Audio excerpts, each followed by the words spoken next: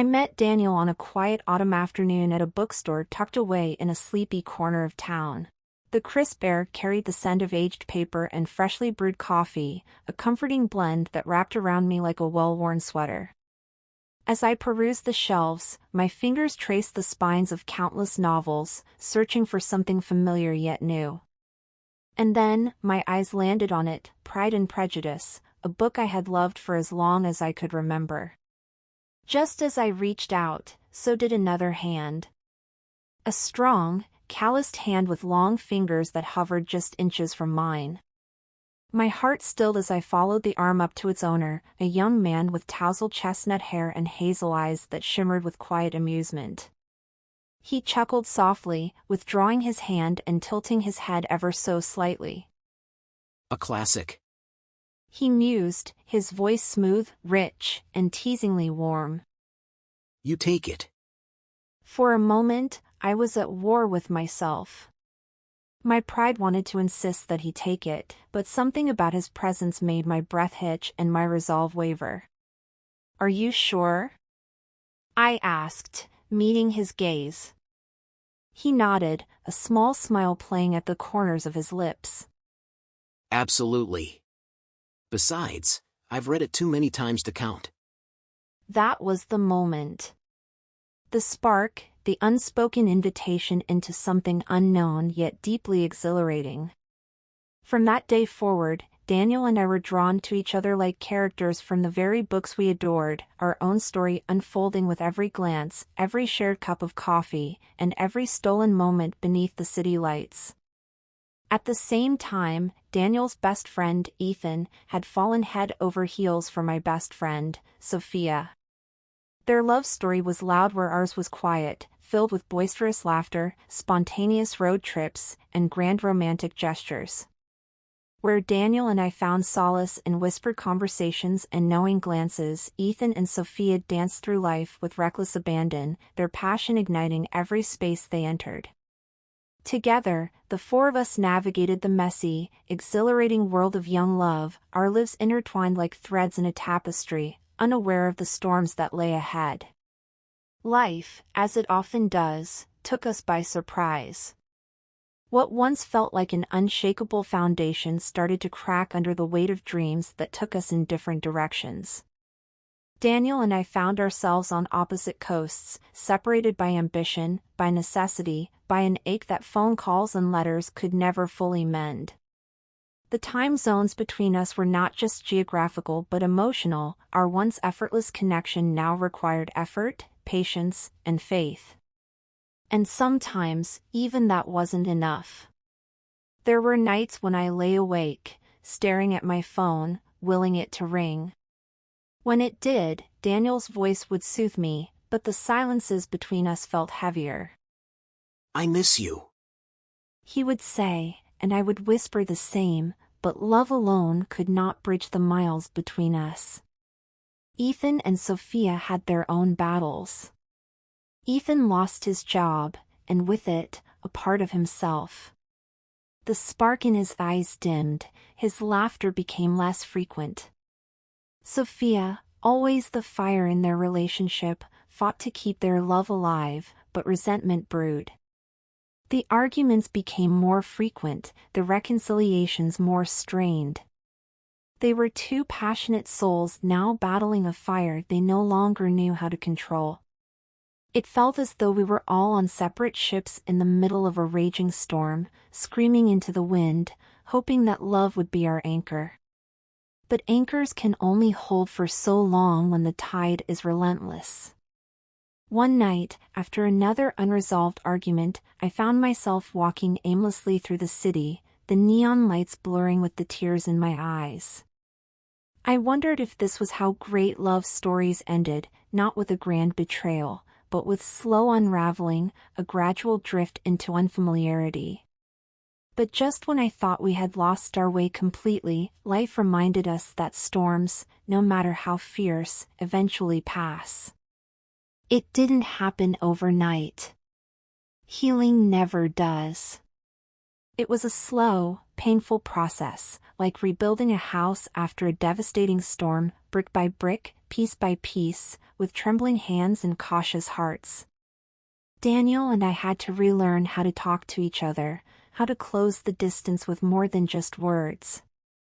I still remember the night he showed up unannounced at my doorstep, drenched from the rain, his suitcase at his feet. He had quit his job, leaving behind the life he had worked so hard for, just to be with me. None of it matters. He whispered, wrapping me in his arms. Not if I don't have you. Ethan and Sophia's journey was just as tumultuous. The day Ethan broke down in Sophia's arms, admitting his fears, his failures, was the day their love began to mend. They learned that love wasn't always grand gestures, it was in the small, everyday choices to stay, to fight, to believe in each other even when everything seemed to be falling apart. We made it through, not because the road became easier, but because we refused to let go.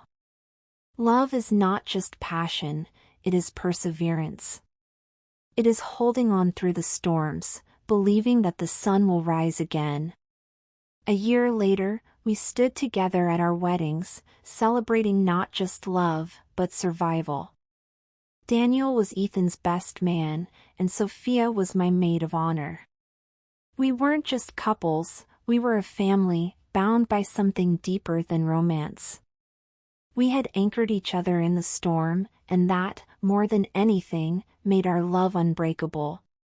Marriage was not the end of our story, it was merely the beginning of a new chapter, one filled with trials we never anticipated. Life tested us in ways we could never have imagined. The stress of careers, of financial burdens, of expectations, began to creep into our once perfect world. Daniel and I found ourselves arguing over bills, over time spent apart, over dreams we once shared that now seemed to conflict. There were moments I wondered if love alone would be enough to sustain us. Ethan and Sophia faced their own trials. Sophia struggled with the heartbreak of multiple miscarriages, each loss deepening a wound that no words could heal. Ethan, desperate to help but powerless against fate, threw himself into work, numbing his pain with endless hours at the office. The vibrant, unstoppable couple we had once known began to fracture under the weight of grief. It was the quiet moments that saved us. The late-night conversations when Daniel would take my hand, reminding me why we had chosen each other. The mornings when Ethan would simply hold Sophia, allowing her to cry without offering solutions. Love is not about fixing, it is about enduring, about standing beside each other in the darkness, even when there is no light in sight. Through every struggle, through every heartbreak, we held on. Because love, real love, is not just about passion, it is about choosing each other, again and again, even when the world tries to pull you apart. And so, we endured. Together. Time is a thief. It steals the days, the years, the moments you swear you'll never forget. But love, real love, leaves an imprint that even time cannot erase. Decades passed in the blink of an eye. The youthful fire in our eyes softened, replaced by a quiet, enduring warmth. Our hands, once eager and unsteady, were now weathered by age, but they still found each other with the same certainty as they did that first day in the bookstore. Daniel's hair had turned silver at the temples, but his hazel eyes still held the same glint of mischief when he looked at me. The lines on his face told the story of our laughter, our struggles, and the years we had spent choosing each other. Sophia and Ethan had changed too. Ethan walked a little slower now, his once unstoppable energy tempered by time, while Sophia's hands trembled slightly when she poured her tea, but her laughter still rang through the room, unchanged by the years. We had built lives, raised children, buried parents, and stood together at the graves of friends. We had celebrated anniversaries, each one a testament to the battles we had won and the love we had nurtured. And now, in the twilight of our years, we found ourselves in the same place where it all began, a small bookstore tucked away in the corner of town. It had been Sophia's idea. One last adventure, She had said, winking at us as she pulled her coat around her fragile frame. It had taken some convincing to get Ethan to agree. His knees weren't what they used to be, and he grumbled about the cold, but in the end, we all knew he would never say no to her. Walking through those doors again felt like stepping back in time. The scent of aged paper and coffee wrapped around us, familiar and comforting. And there, on the shelf, was Pride and Prejudice, the very same book that had started it all. I reached for it instinctively, my heart swelling with nostalgia, but before I could touch it, Daniel's hand brushed against mine, just like it had all those years ago. We turned to each other and laughed, the sound rich with memories. Déjà vu. He murmured, his voice rough with age but still carrying that teasing warmth I had fallen in love with. Sophia and Ethan watched us with knowing smiles. some things never change. Sophia said, nudging Ethan. No, I agreed, squeezing Daniel's hand. Some things don't. As we left the store, I looked at the people beside me, the love of my life and the friends who had become our family. We had weathered storms, endured heartbreak, and celebrated triumphs. We had lived, truly lived, in every sense of the word. And in the end, that's what love is.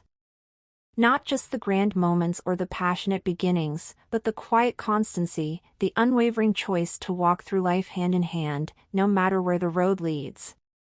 We were four souls who had grown old together, who had seen the best and worst of each other and still chose love. And as we walked away from that little bookstore, I knew without a doubt, we would choose it all over again. Together. Together.